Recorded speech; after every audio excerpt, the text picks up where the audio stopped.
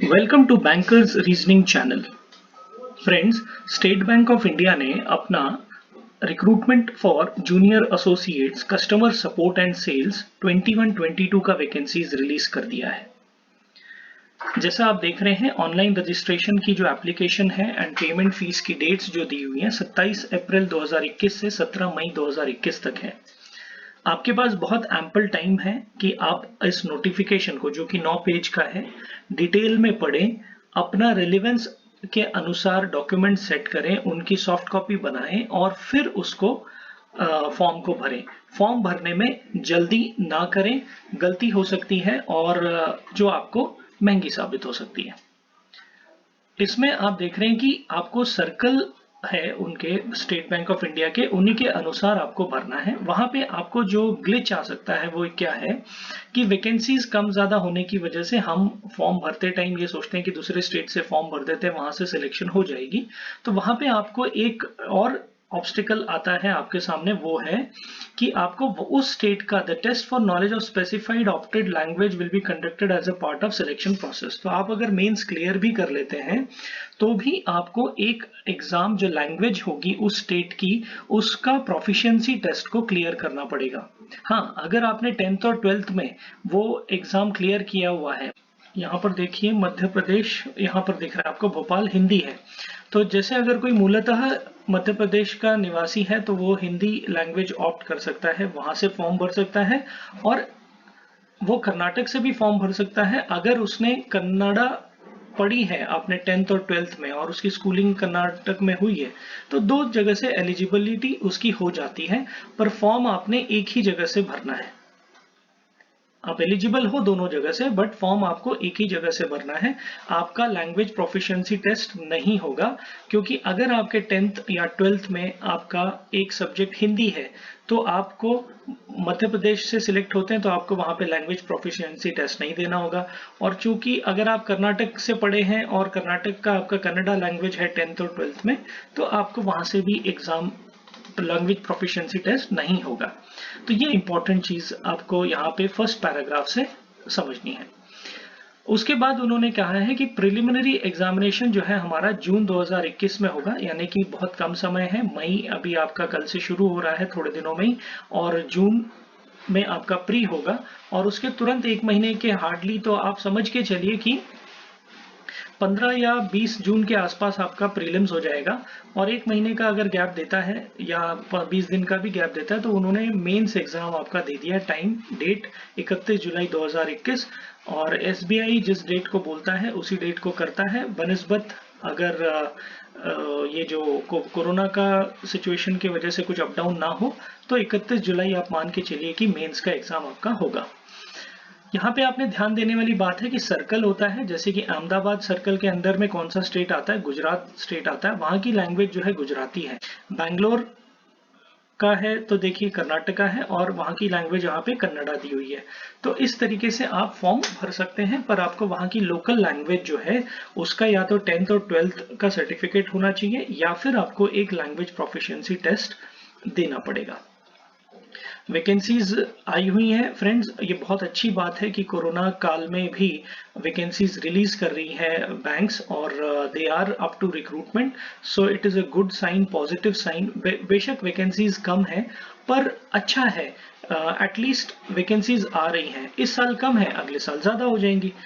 Okay, now यहाँ पे आप देखिए इंपॉर्टेंट चीज, candidate to opt for one language at the time of online application. तो आप जिस सर्कल से अप्लाई कर रहे हैं वो लैंग्वेज आपने वहां पे चूज करनी होती है, वही आपको ड्रॉप डाउन मेनू में वो दिखाएगा।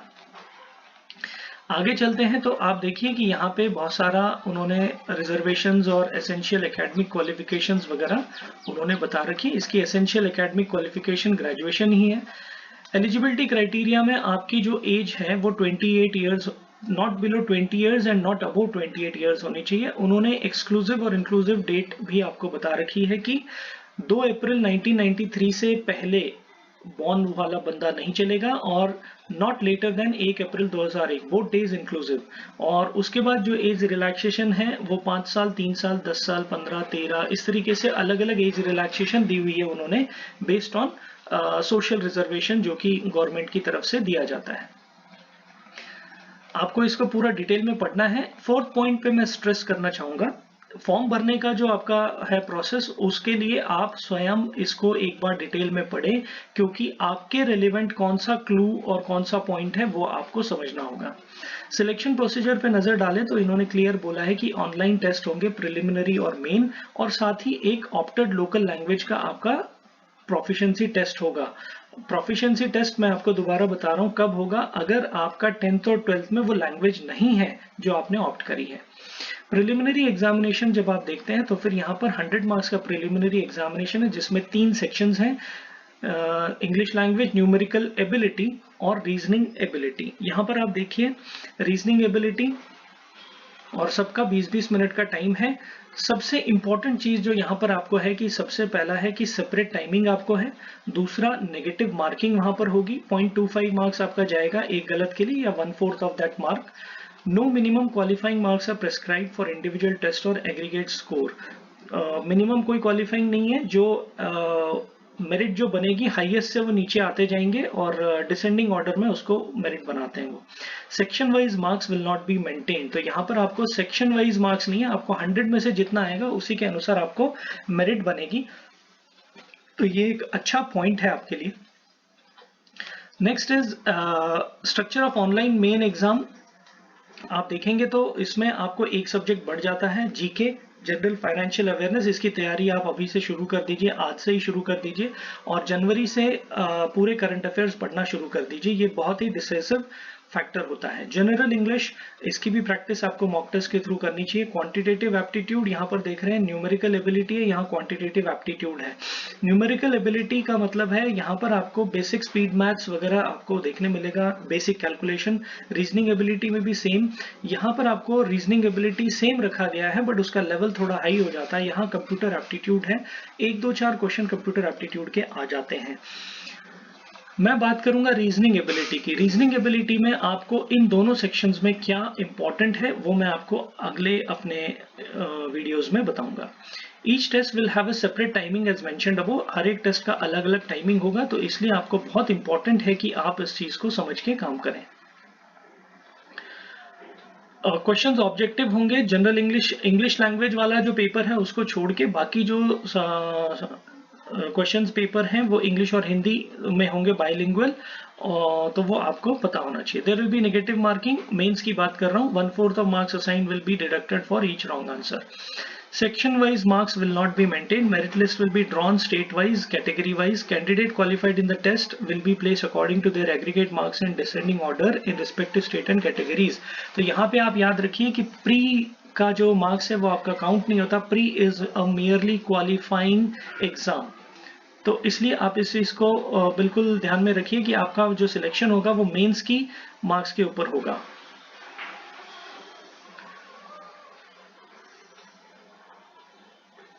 अभी हम आगे आते हैं, तो अब आप देखेंगे yes preliminary exam is conducted, will be conducted in the month of June. तो इसकी तैयारी आप अभी से करना शुरू कर दीजिए। और आप देखिए कितना इम्पोर्टेंस वो देते हैं। यहाँ पर कई सारी चीज़ें उन्होंने दे रखी हैं आपको, फीस का वगैरह वगैरह सब कुछ दे रखा है।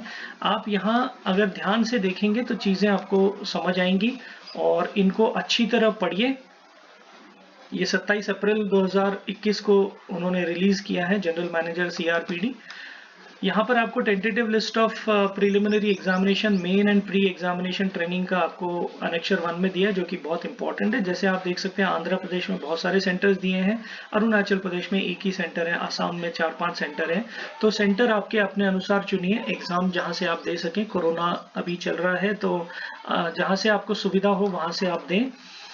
अनेक्चर 2 में आप देखिए ये guidelines for scanning and upload of photograph, signature, left hand thumb impression and handwritten declaration. ये बहुत इंपॉर्टेंट है, इसको बहुत केयरफुली पढ़िए, 2 बार पढ़िए, उसके बाद आप इसको अपलोड करिए।